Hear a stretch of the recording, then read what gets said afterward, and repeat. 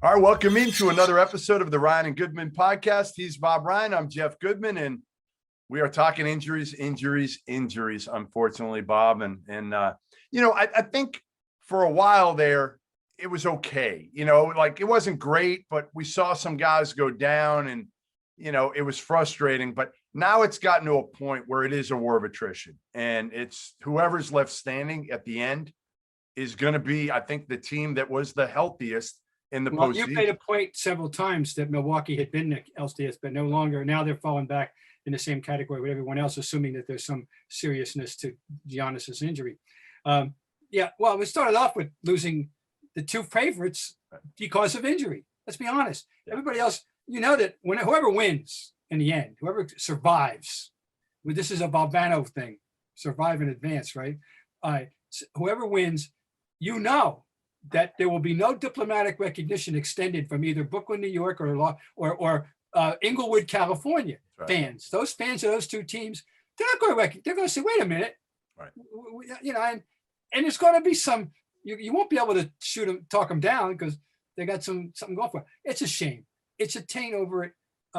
It just is. But it leads to some interesting games. They go, whoa, But as a result, but that's not the kind of games that we want. And obviously, you want in a better case world, you want all the right players playing. Like I was okay again when you have these young stars and whatnot, right? Like again, Giannis and Trae Young. Yeah. And I was like, okay, I can do it without LeBron and Kyrie. I'm okay without LeBron and Kyrie. But then when you add Giannis and Trae Young not playing up to 100%.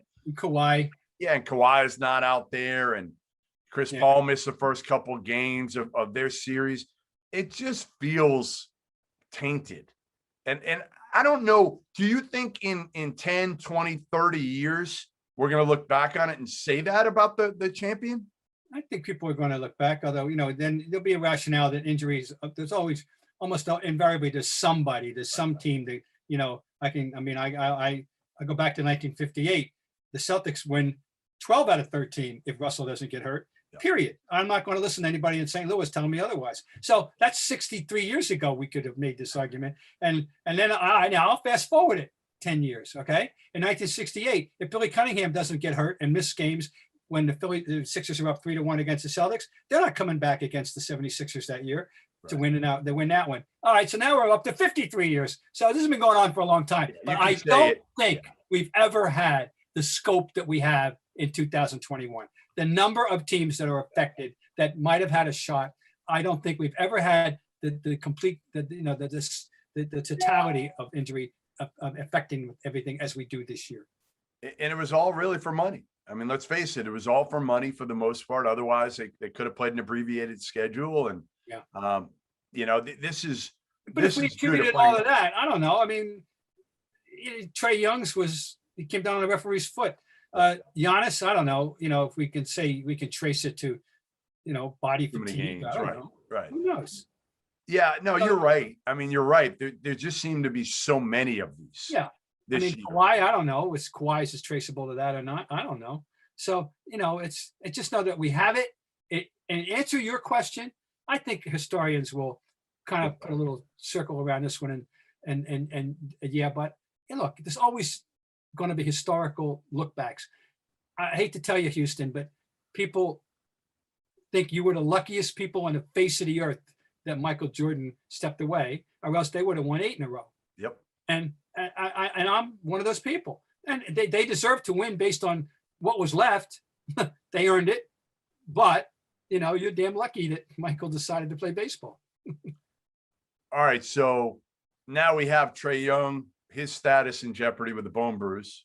We have Giannis's status in jeopardy with the hyperextended knee. We don't know if it's more than that, less than that. We're not sure at this point what either will be able to bring when the series resumes. Right now it's 2-2. Is it just a question of who's healthier and who can get in the – I mean, obviously, Trae Young, they showed their supporting cast is pretty good. And I said this early in the playoffs and people mock me, but I really like Atlanta's supporting cast. I'm not sure they have stars, but they got a bunch of really good basketball players, Bob, who can they fit well together, and a lot of them can make shots. Well, yeah, I mean, and because they have for example, they got two shot makers that have not been consistent, but you never know on a given night. Kevin Huerter went from a 0-0-0 to 27 points in the most important game of the season at that point, right? Yeah. Bogdanovich is, some nights he's there with shooting well, some nights he's not, when he's on. And if the two of them are on the same night, that's a fact. Hey, I'm glad you brought up them, but that team, because welcome back Cam Reddish. That was again played since February of any consequence, and that was very important and very well needed and much needed. Now, people, I know I was guilty of this too. In terms of their injury situation, I always cited DeAndre Hunter. Yeah, and forgot to mention or neglected to mention Reddish, and now we see that Reddish. Now he may become prominent, or the next game he may go whoa. You don't know. Talented kid though. I mean, when he came in to Duke, the pecking order of talent wise, you thought at that point was RJ Barrett 1, Cam Reddish 2, Zion Williamson 3. And Cam Reddish got completely kind of lost because Zion was so good and they put the ball in RJ Barrett's hands, and Cam Reddish was an afterthought. Ended up going kind of late in the lottery, but they've done a great job drafting. Travis Schlenk's done a great job drafting. And I think you're right. They've got a bunch of guys who can make shots, and then you throw Clint Capella and John Collins in there. Yeah. And how about John Collins coming off the bench? Like their second unit is really good. John Collins has been a factor throughout the playoffs and gets better and better. And I've been a pretty good member of the Capella fan club going back to Houston. So I was there. No, I'm not. I don't know that it's crazy. I didn't anticipate the blowouts, the two that we've seen, into the nature of them. You never anticipate a blowout. You anticipate some kind of equity and parity. You don't anticipate a blowout. So it's just, he didn't anticipate a blowout last night. So here we are. I mean, I don't know, but if you would say, all right, if there's no Young and there's no Giannis, who's got the advantage? Well, I don't know. I know one thing. Let's talk about Khris Middleton. We were all canonizing him after the game before. Yeah. And that didn't, suddenly the carriage turned back into a pumpkin last night for him. Yeah. And I like Middleton, and most nights I think he shows up. I do. Yeah. But I think when you take Giannis off the floor, and I know Middleton wasn't great in the first half before Giannis got hurt, but when you take him off the floor and ask Khris Middleton to be a number one without a number, or 1A without 1B, because Giannis is 1 until the final 2 minutes, right? Yeah. And then he becomes 1B. And Middleton's got to be 1A because you got to put the ball in his hands because he can make free throws and make shots and whatnot. You wonder how much it affects the psyche of a team like Milwaukee when they hear Trae Young is not playing. I don't think it does because it's such a big game. I think Atlanta, just give them credit. They played better. Well, we got to give credit to an old veteran too. Lew. Yeah, Lew. Sweet Lew. He gave them what they needed. Yeah. Period. That's what he did. And he hasn't been dynamic for them. He hasn't been the Lou Williams who won 3 six-man awards. And you're saying, okay, age, he's finally showing some age. Boy, when they needed it, they got it. I'll give him credit. Yeah, like Lou Williams to me is like the better, I don't know if he's a better version of Joe Dumars, but like role-wise, right? Like Dumars used to just come off and make shots, and that's kind of what. Well, Vinny's the one who was coming off. Joe was starting. He's more like right. The analogy is Vinny in that sense. That's what I meant. I meant Vinny. Well, yeah, I'm sure you did. Joe was. I meant Vinny. Oh, it was Vinny, and because Vinny added an extra layer of theatrics to his game was, it was just something. But not like no one else's. But anyway, so there's your analogy. Yeah, but Lou, he's down to 10 points a game, which is okay. But we're talking about a guy who could get you.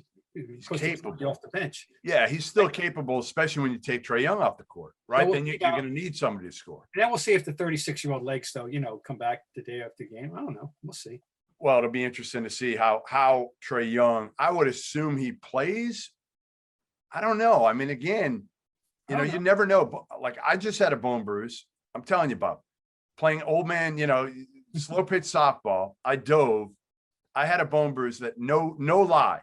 went up and down my entire leg. It just finished. It's been 2 weeks, a little over 2 weeks. Finally, the black and blue's gone. It went literally up and down the entire leg. Well, it started high and worked its way down. Finally, went through my foot. So like a bone bruise is no laughing matter, depending on how serious it is. And we'll see if Trae Young can come back and be effective, how much it kind of hinders him. Because the one thing with Trae is the beauty of Trae Young is his ability to kind of be shifty and get into the lane and avoid contact and use angles and whatnot. Positively. Oh no, it's a shake and bake, is much of an important part of his game. So, absolutely. It's funny about bone bruise and emanating from where it did, because what we expect with an injury such as he sustained is it's an ankle. As an ankle sprain, you come down somebody's foot, as 9 times out of 10, right? That's what we think. You turn your ankle, turn your ankle, right? So this is an odd one. Why in this particular case he winds up with a bone bruise as opposed to an ankle turn? Anyway, he's got it. He didn't play. They won anyway. It's craziness. It's craziness on both sides. Because if you think you know what's going to happen. Hi guys, Cedric Maxwell here. I want to take a minute to tell you about Marigold Medical. I'm used to keeping my body in great shape, but with arthritis, even the most simple everyday tasks became unbearable. As soon as I called Marigold Medical, I knew I was in good hands. No drugs, no surgery, just an experienced team of caring professionals that wanted to get me back to doing the things I love. Make the call to Marigold Medical and get back to pain-free life. We're recording this on Wednesday, early afternoon. Right, so we know. So obviously we've got Suns Clippers tonight.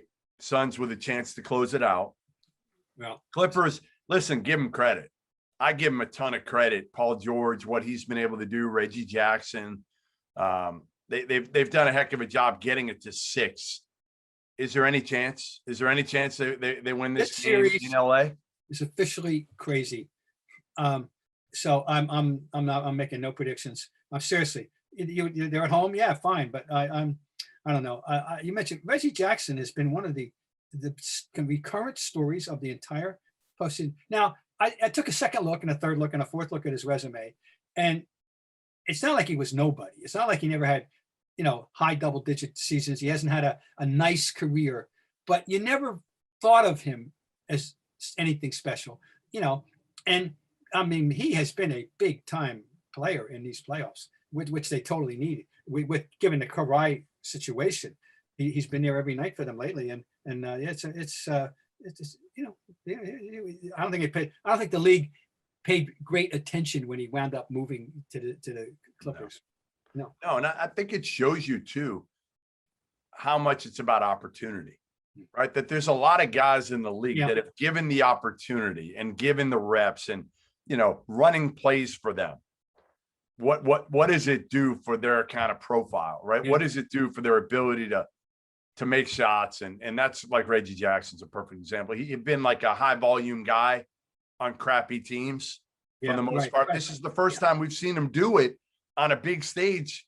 I mean, who watches Pistons games outside of Detroit? Let's be honest, and no offense, but they're one of the most anonymous teams in the league and have been, it's 17 years since they won that they sneaked that championship in there, So you like Suns? Are you now? I mean, I still like Suns, but nothing's going to shock me. You like Suns to win it all now because now they become the team. I have Milwaukee as the team that was kind of the healthiest. Yeah. Now it's that team in Phoenix. Well, we can. Yeah, I know it is, and the whole Chris Paul factor is interesting. The development of Ayton is interesting. I mean, it's. I'll let people who want to put their money down. This is why I don't bet. Many reasons I don't. I'm sorry. Especially this year. Oh, no, this year is insane. This year is absolutely insane. We had a series in which we had no 6 straight road games, and I mean that tells you probably all you need to know the nature of it all. So I'm just in a sense, I don't have a strong emotional attachment. If you're going to rank my emotional attachment possibilities, it is Phoenix 1 in this of who's left. It is Phoenix 1. And Think about it. All three of the other teams are dealing with either their star player out or maybe out, right? Kawhi's gone. Trae Young certainly not going to be healthy. Giannis. If he comes back. Giannis is not going to be healthy if he comes back at all. So the Suns are the only team left with their best player, and you can honestly say they have their three best players. except that, Booker's trying to deal with the whole face mask. And Chris Paul, okay, whatever was going on that cost him the 2 games, they never really gave us the full Monty on that one. Right. Exactly, but right, they probably are. Okay, I don't know if I mentioned this last time, but the idea of who's left and the new fresh face factor is so enormous. The combined championship totals of the 4 teams who are left in this franchise, in the city where they now play. Yeah. The Milwaukee Bucks 50 years ago. It's amazing. Won. The Hawks won in St. Louis in 1958, 63 years ago. The Clippers, who came into being as the Buffalo Braves in 1970 and are now in their 3rd city, have never won. Yeah. And of course, and Phoenix has never won. Yep. Phoenix came into being. They in Milwaukee, they were expansion teams the same year in 68, 69. And 69, 68, 69. And of course, Milwaukee won the coin flip, the key coin flip of the second half of the 20th century, right? Yeah. They got Lew Alcindor, who and the Suns got Neil Walker. No offense. He once had a 20 and 12 year, by the way. Who, Bob? He once had a 20 and 12 year, Neil Walker. Neil Walk? Yeah. He was a decent player, but I never even heard of him, Bob. are you serious? Oh, I've okay. never heard of Neil Walk. 7-foot center out of Florida. Really? And okay, I'll give him. I'm trying to think of who he would be. He's not quite Robin. Well, his best, he's Robin Lopez at his best. At his best. Neil Walk, his best. My favorite 7-foot Florida Gator product was Dwayne Chances. Oh yeah. Dwayne Chances. I remember him very well. Right? Remember Dwayne Chances? Anyway, that was a fateful coin flip. Yeah, I guess so. But then again, the Bucks only got one out of it. Right, that's true. Yep. And we got one out of it. Wilt was still hanging around, and they beat him the next year. Wilt outplayed Lew Alcindor. No, he was now. By that time, I think he made the name change officially after he won that championship. I think it was an immediate aftermath. I'm pretty sure. So he was next year. By this time, he was Kareem. But Wilt outplayed him. Aging Wilt actually outplayed him in 72. Anyway, how much did you deal with Kareem over the years, Bob? Quite, enough that I was able to get him on his farewell tour in '89. I went out and stalked him. Basically, they were coming east for his last game in Boston. I went out and they sent me out to come east on their trip. It started out in a road game at the arena, sports arena, against the Clippers. And we went to Milwaukee, went to Cleveland, we went to New Jersey. And somewhere along the way, he gave me a sit-down interview in a plane, one-on-one. We got it done. Talked music, of course, he did the jazz music thing and everything. But, I knew him. And, he was always engaged. I mean, that. He blows me away. He blows me away how intelligent he is. Like, he is just, he's a everything he says or writes, I want to read or hear. Everything. He is an extraordinary human being, and the life he has led, growing up in New York, the big, tall Negro, raised Roman Catholic, controversially adopts Islam, the whole career perambulation, the hook shot, the Indian reservations, the books, the history books. I mean, wow, there's nobody like him. He is a sui generis American great. No doubt. All right, let's run through some of these coaching changes here. Oh, yes. Because we've had a lot of activity, which we knew we would between last week. We had to. Week. Yeah. I mean, some big names and one very anonymous guy. Who do you want to start with, Bob? Well, we're going to start at home here with Ime Udoka. I say this, and I say often, be very judicious with your use of the words always and never. Now, I am about to tread in those waters. See what you think. I have never in any sport all four major sports, and anytime seen anything like this, which is the amount of praise being heaped on a rookie coach from sources, universal sources throughout the league, on Ime Udoka, who was certainly on a Q rating, an American, would have been minus for people. He's entering in Boston with this showered with praise. I hope the expectations aren't going to be too much for people. And locally, you know why? You know why this is? No. Because he's anonymous. He's anonymous. So instead of anything in his background, like Rick Carlisle, right? If you hire Rick Carlisle, it's going to be a lot of good, great coach, but can't deal with Luka, whatever it is. With Ime Udoka, it's a blank slate. And the only people that we're talking to as media people are people that like Ime Udoka. Like nobody's calling up talking to, whether it's Adam Himmelsbeck of the Boston Globe or me or somebody, Jay King of the Athletic, whoever it is.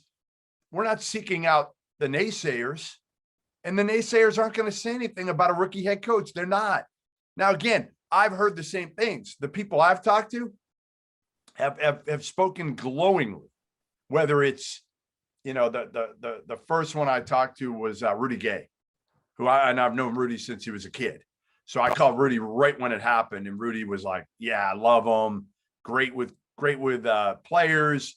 We'll get up in him, but he's got an even keel personality, but an edge to him." And then I talked to Dan Dickau, who grew up with him a little bit in Portland, and he said some of the same things. And then I talked yesterday to Damon Stoudemire, who's in the mix for the Celtics assistant job. So we find out right now. He grew up again in Portland with Ime. He said, he's kind of not my younger brother. He's a little bit younger than Damon. He said he's kind of like my brother. And I hope Damon comes to Boston, because I actually think he'd be great for Tatum, Jaylen Brown, and specifically whoever is running that point guard spot.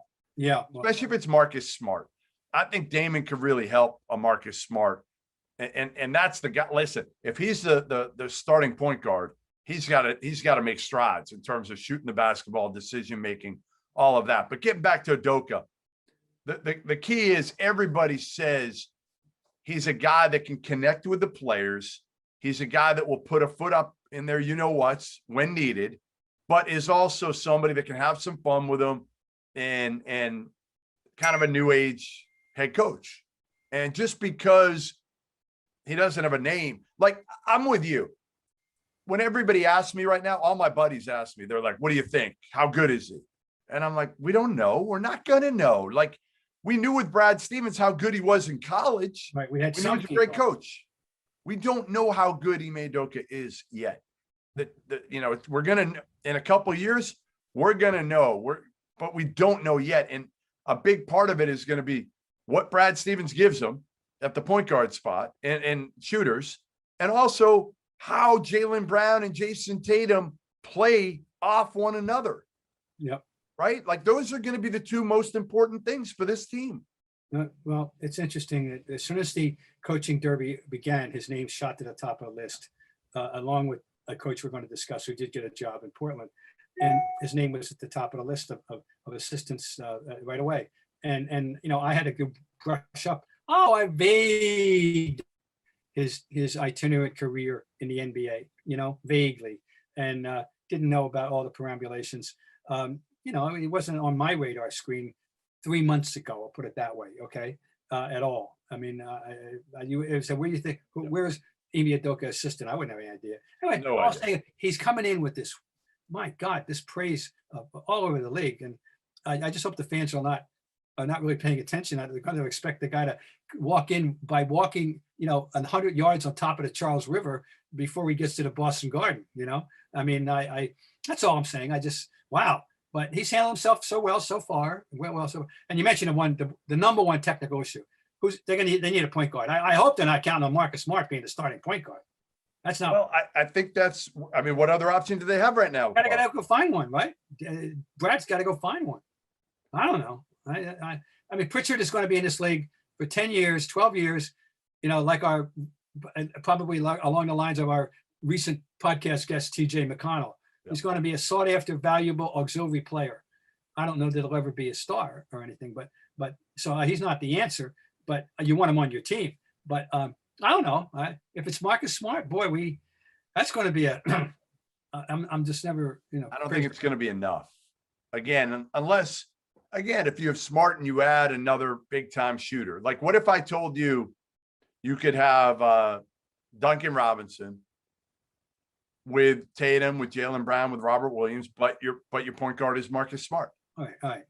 As long as of course, one of the issues with Marcus Smart is shot selection, and the previous coach either didn't try or was unable to instill the proper calibration of in that regard, and that is a challenge for Mr. Udoka. Because I love, I'm highly ranked member of the fan club, but I have to be realistic. At times, you want to go, Marcus, a lot of times, Bob, a lot of times. Yeah. Now, again, if he's making them, all right, keep launching them. But there are a lot of times when he's not making them and he keeps shooting. All right. The next one up. Let's go with your guy. Can we go with your guy, Rick Carlisle? Yes. Didn't take long from the resurface. So what do we make of the departure, by the way? What do you make? Let's start with that. What do you make of the departure based on the fact that he immediately resurfaced elsewhere? Well, I think it was probably a mutual parting of ways. One of those, yeah. Yes, right. I think it was, him and Mark Cuban sitting down and they like each other and just like, hey, you know what? I think the time has come. It's run its course. And yeah, I think Rick Carlisle, it's frustrating. I'd heard it's been frustrating for him with Luka, because as great as Luka is, Luka's also the type of guy that, is he gonna follow to the T what Rick Carlisle spells out for him to do on the court? No, I mean, Luka's gonna just do his own thing. And that's the way it is with a lot of young players right now, right? I mean, like Billy Donovan, when he coached Russell Westbrook, it was like, yeah, you try to run a play, but Russell Westbrook would look over at him and be like, I'm doing what the hell I want to do. Yeah, right. Yeah, I think Carlisle, it's hard because I think we talked to him and he said he's changed over the years.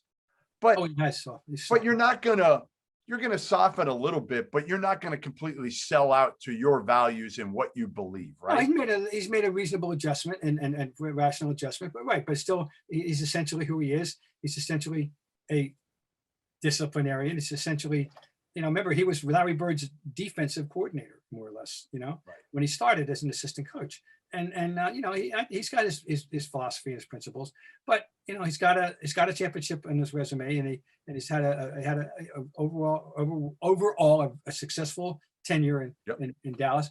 And maybe we reached the Luka thing is a specific thing I was going to say. So over and above the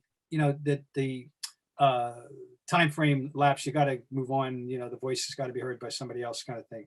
So he goes to Indiana, which I think we both agree, healthy, has some intriguing players. A lot of them.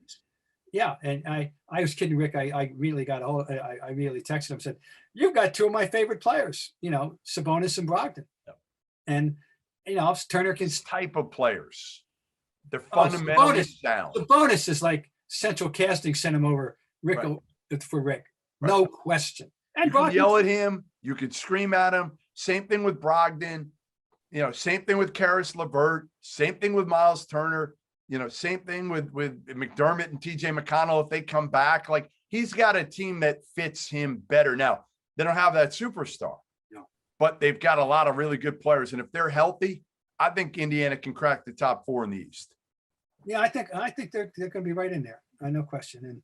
And so, I'm happy that Rick got to me a good job. What's your grade? Give me. I want the Bob Ryan grading system here. Udoka incomplete. Well, yeah. I mean, how do we know? I mean, it's but Rick, I think Indiana getting him is a B plus A minus. Yeah, I would go B plus. I go B plus. B plus. For sure.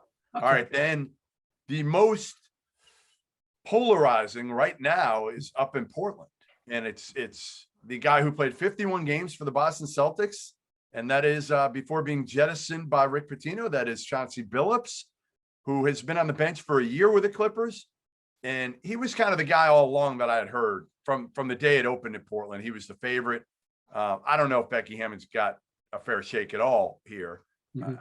I feel bad, but I think she's become a token interview. I hope I'm wrong, but I think she's become a token interview for a lot of places.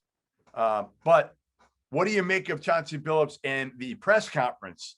And the first question. Two separate. This is a completely, I won't say extraneous, but parallel issue. Yeah. Nothing to do with what a coach is going to do. I'll just say this: I have no recollection of any of this when it allegedly happened in Boston. None, zero. So it was suppressed. I had no idea ever about this, and sexual assault, right? And yeah, that it was no charges were filed, but there was a settlement. Yep. Settlements always, leave you with certain inferences. Yeah, all right. But I this stunned me when it came to light because I didn't have any idea. These are times, we live in the aftermath or very much in the forefront of the Me Too era. Yep. It didn't go over real well in that regard.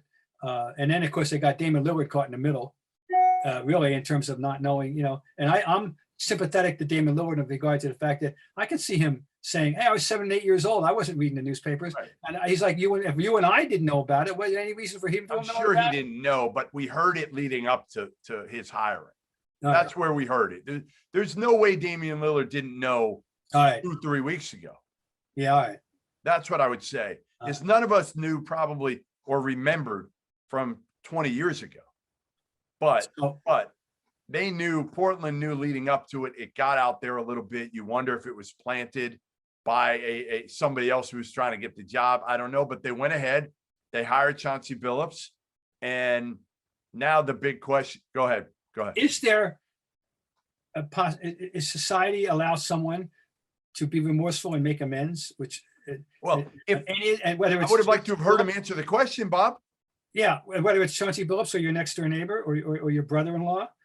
They shut down the inquiry. Which they can't do that. You just can't do that. You did know what? You got to be a big boy. They did You it. know it's coming. Right, exactly. You know it's coming. So You that know was it's not going to good. keep coming. This is not the way you want to, this Right. is not. So there's a cloud hanging over this. And now his name immediately, now let's talk about basketball. Yeah. His name immediately went to the surface. Everyone identified that he was a candidate for any of the jobs. So his stature has clearly, been fixed in the league society that he was a comer and a very logical choice to become a head coach on a basketball basis.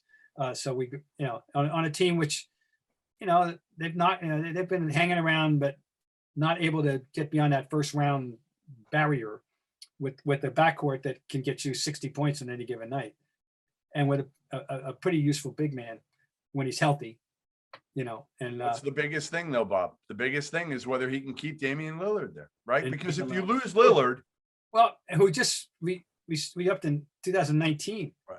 But now is this going to shake him up? And so they got a mess on their hands. They do. Or do I go that far to say mess? They have a situation. I don't know if it's a mess. Situation. Because I feel like, all right, like everything else, the Chauncey Billups deal will blow over, right? That's maybe not a 24-hour news cycle because they screwed it up. So it's going to go longer than that. Could have been 24-hour news cycle, and he could have been done with it if he'd answered it the right way. Now, the next step is if he's got the type of relationship where Damian Lillard says, yeah, I'm good. I'm staying here, at least for this year. Let's see how Chauncey Billups is with a head coach. I think a lot is going to depend on this year. Right. If they do well, and poor Zach Collins broke his foot again, I think. Oh, no. Yeah, I think he had another re-injured it, so he's out again. And Oh. so, yeah, I feel bad because they need a guy like him. Like Zach Collins was coming and really coming, and now college a lot to re-injure it, that'll give them a little bit of a hit. All right, so he's polarizing. What about Jason Kidd in Dallas? Talk about polarizing. I don't know about you, but I won't say never, but there are very few people that can, when you mention their name, you get completely contrasting opinions on him, like Jason Kidd. Some people love him, and some people absolutely dislike him. When you talk players who have been coached by him, Bob, players who played with him. I think more guys liked him because Jason Kidd got him the basketball. He was a good leader. But is he the right hire? Has he been humbled? The thing is, if you're Dallas, if you're Mark Cuban, who's smart, Yeah, you should be smarter. You don't need this. He's not good enough that you go to the mattress for him in the circumstance. Let somebody else do it. You don't need this. You're inviting. You thought you had that situation in your allegations about the office and all under control, and now you've given fuel to the another guy with issues, another guy with off the court issues. This is tone deafness, really, Mark. Yeah. Bad hire in that regard. It's not. Excuse me, inappropriate hire. How's that? An inappropriate hire, not the right fit, the right franchise, in the right time. You couldn't have gone too much longer. I'll put it that way. Yeah, I'm with you. I was surprised in this one, but again, I think so many guys right now want to hire former players with names. And Orlando was another one that threw out there. People thought Penny Hardaway was headed to the Magic, his former franchise, but I talked to him yesterday, and I don't know if it ever, Bob, I don't think it ever got to a point where he was their guy. I think he was in the mix for them. And then the crazy part, I think he leveraged it a little bit for being in the mix because he couldn't hire. There was a stretch. He's tried to hire Larry Brown as an assistant coach at Memphis for the last month or so. Hasn't been able to. I don't think the president or somebody, the AD president, they didn't want it. Well, now he had some leverage. So the day after he withdraws or is out of the mix for the deal for the job in Orlando, the Magic job, Larry Brown is good to go, and he's now an assistant coach with the Memphis Tigers. Oh my God! Yeah. How about that? He's only had three programs on probation. That's all. In college, Kansas, UCLA, and most recently SMU. He got fired. He did a gig in, I think, Italy, and I think it lasted like half a season, and then he was fired. He's 80 years old. Hell of a coach. We know that. But I just feel like wherever Larry goes, trouble follows. Wow. Larry, sit back, go to your Barca Lounger, get the NBA package, open up a nice bottle of red and come on. Hey, the best Larry Brown story. So, I think he lives in Philly, or he did, whatever. So when he was out years ago, he used to go by Villanova's practice all the time just because he had nothing to do. He was out of work, and he would go by Villanova's practice. And at the end of practice, he'd always want to talk to Jay Wright and tell him what he thought and this and that. And then Jay's like the nicest, as you know, like the nicest guy in the world, will talk to anybody. Finally, I think he had it. And he was like telling his assistants, you got to go get Larry after the practice. You got to go head him off. I can't do this after every practice and spend an hour with Larry Brown talking about I got other things to do. But Larry, and listen, Larry loves coaching. He loves coaching, and he's a good coach. He loves coaching, and what he doesn't like are games. Right. Larry would be happy if all you did was coach and practice and didn't have to go through the formality and the tedium of actually watching a game, playing the game. Very true. Remember how many times I tell you I'm a teacher, Oh, yeah. But we still got I learned something. I did not know that he had been. Yeah, that just happened. And how about, all right, we finish on this. The Utah Jazz kind of reassigned their general manager, Dennis Lindsey. I don't know if you saw that, from GM to consultant. And his title wasn't GM because the GM is Justin Zanuck, but he's above Zanuck. He was the one making the personnel decisions. I had heard a year ago that there was some friction between Lindsey and maybe Quinn Snyder, blah, blah, blah, blah, blah, that Lindsey wasn't long for the GM job, for that job. So I don't know if you remember, a couple of weeks ago, I said when Danny Ainge stepped down from his post with the Boston Celtics, what did I say, Bob? Yes, that wouldn't be surprised if he winds up with a little post out there in Salt Lake City. I'm just reading the tea leaves here, Bob. I'm just reading the tea leaves and saying that it wouldn't shock me if Daniel Ainge. We have not heard the last from Danny Ainge, period. Right. That's that, and he can go. Listen, he can golf a whole lot more in Salt Lake than he can in Boston. And, maybe it's not I don't know what type of position it'll be, but I'd be surprised if he's not involved with the Utah Jazz in some capacity, maybe in the highest capacity of what he was doing here in Boston. Well, well, that wouldn't shock me at all, but given his background and the whole thing, and of course, and plus the fact that he's not ready to quit. I know that. So how do you like the Brad Stevens era so far as the general manager? Are you all in? Are you like, you feel good about it, or are you just totally? I'm okay with the Kemba trade. Yeah. I'm not sure that I am ready to accept how much Al Horford has left.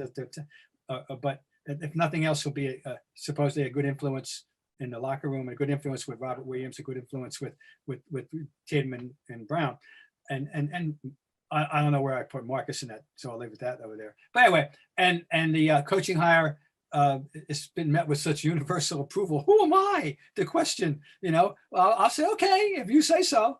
So I'm okay with it so far. He dived into it. His work habits obviously are very good. I'm feeling okay. Yes, good.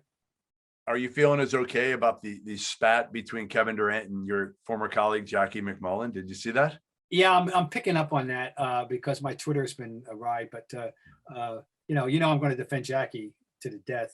I feel like she's like my sister, Yep. and I'm not the hugest Kevin Durant fan when he doesn't have a basketball in his hands. Yeah. I don't think he's a bad person, but I'm not a big fan of the way he's spending too much time around Kyrie, I think. I'm not. So I'm back and I'm lining up with Jackie. Well, I mean, just why do you even have to come out? It's not like Jackie said something so controversial. All she said was, I was talking to Kevin Durant and I got the sense that he wants to win 3 titles and leave a legacy in Brooklyn. Isn't that basically what he said? What she said? I know. Big deal. He's accusing her of putting words in his mouth and saying she thinks we're friends and we're not. That was unnecessary. I'm not a big fan of his. So you come into definitely the wrong place if you look for somebody who's going to, line up against Jackie. It won't be me. And then KD going against Scottie Pippen too. It's a busy week for KD, right? Yeah. Pippen, did you see the clip? He was on Dan Patrick's show, and it was like a 4-minute clip. And honestly, everything else he said was kind of noise to me. But the one thing I said was playing with Michael Jordan really rubbed off on Scottie Pippen, because in that 4-minute clip, he dropped Scottie Pippen in the third person 5 times. Now, I remember thinking when I was listening to Michael Jordan's retirement, I can't remember which retirement speech it was, which one of them. But I'm telling you, it might have been 100 times. He said his name in the third person. But he's Michael Jordan. He's the GOAT. He's the GOAT. I felt like, all right, he can do that. Scottie Pippen in a third person. When Scottie Pippen finally apologizes for 1.8, I'll start listening to Scottie Pippen. But I'm holding that grudge forever. So who would you rather? Whose career? I saw people arguing on this. Whose career would you rather have? Scottie Pippen's, who was obviously Robin to Michael Jordan, or Kevin Durant, who, again, I mean, listen, he was kind of Robin. I mean, he was Batman, obviously, in Golden State, but hasn't won at the same level as Pippen, but is a better talent. Yeah, he's a better player. Right. But Scottie Pippen's a Hall of Famer. He's a dream teamer on merit. And they needed him, by the way. Everybody got hurt. He was running point guard. People don't even know that. Remember that. Not that it mattered, but it did. Anyway, I'd say I'll take those rings, and knowing how good I was and how important. And the fact is, Michael has to know he's not winning if I'm not there. And I'm not winning if he's not there. It's just that simple. It's like, Were you surprised he called Phil Jackson a racist? Yeah. I can't believe, that I find that when I wasn't there, I don't know the dynamics, but Phil Jackson, I find that one a difficult thing to grasp, that, given his entire background, go back to his Knicks background, go back to his friendships with the Knicks, go back to, I'm Willis and Clyde and all that stuff. And I'm not ready to buy that. Yeah. And he was the big thing was like the Tony Kukoc that Phil Jackson ran the final play for Kukoc instead of him. And this is now a racial thing? Right. That was a basketball thing, period. I mean, listen, I never felt like, and correct me if I'm wrong here, but I never felt like Scottie Pippen was some great offensive player. He was a great all-around player, an incredible defender who was a good offensive player, but not a guy that you wanted to be the number one option. I think Phil was probably thinking Kukoc can be that. He may not be that yet, but he was a better offensive player than Scottie Pippen in terms of skill level. He was vindicated. He was rewarded for it too. So good for him. I know. Oh. Well, then again, oh boy, is there anything dicier than a couple of white guys trying to assess charges of racism? Boy, it's an impossible. It is. It's just like, if I'm KD, I feel like he's just got nothing to do right now. He's home. He's just looking at Twitter all the time and just getting into it with people. And I love Kevin. I mean, I've known him forever. I've told you that. Mhm. I'd love to have him on our pod. I don't think it's going to happen, but I'll try once again and see if I can get him. I'll probably see him. He's been out on the circuit. He's got a team, Team Durant. Oh, really? And his dad, who's a friend of mine, he runs the program. Mhm. And I don't know if Kevin will be out, but I'll ask him again. And again, I just feel bad because I really feel like people now forget the first Kevin Durant pre-Golden State. He was like revered. He was the golden child. You never heard a bad word about him.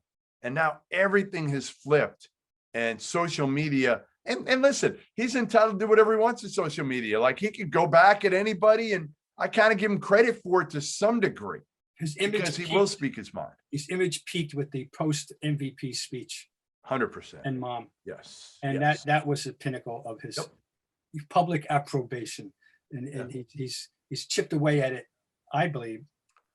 No, you're right. Self-inflicted wound ever since. Yeah. Right. No, you're absolutely right. And again, I feel bad because I've known Kevin for so long, and I think he's a sweet kid. He's not a kid anymore, but Yeah, no, I still think of him that way, as a sweet kid, innocent kid. He's not out there partying.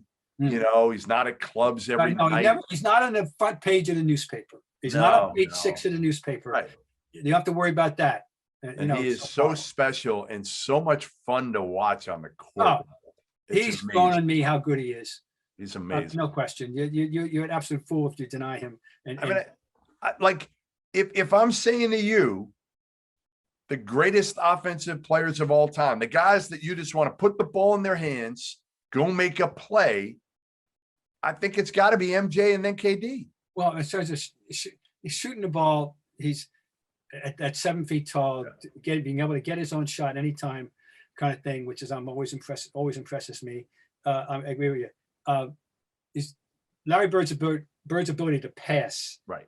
At the highest, not a high level, the highest level, and made everybody else a potential threat at any moment on the court in a way that Kevin Durant and Michael never did. Either couldn't.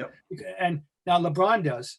And he's the closest thing to Larry. And because I know people are going to assume, it's a fun argument who's a better passer. I still think Larry's a better passer, a more versatile passer. But anyway, that ability. But when in terms of shot making at 7 feet and getting the shot you want, the two greatest standards are he and Nowitzki. But he's a higher level than Nowitzki. All right, there you have it. Because of the handle. Another episode of Ryan and Goodman podcast in the books. Make sure you watch wherever you listen to your podcasts. Also watch live stream every single week. Watch. You don't see the wardrobe. I mean, come on. We'll see you next week, and we'll maybe we should put in a request for Ime Udoka. Woo. Well, he might be a busy fellow, but he could. But listen, who would he rather speak to than Bob Ryan? Well, nobody. Sure. All right, we'll see you next week.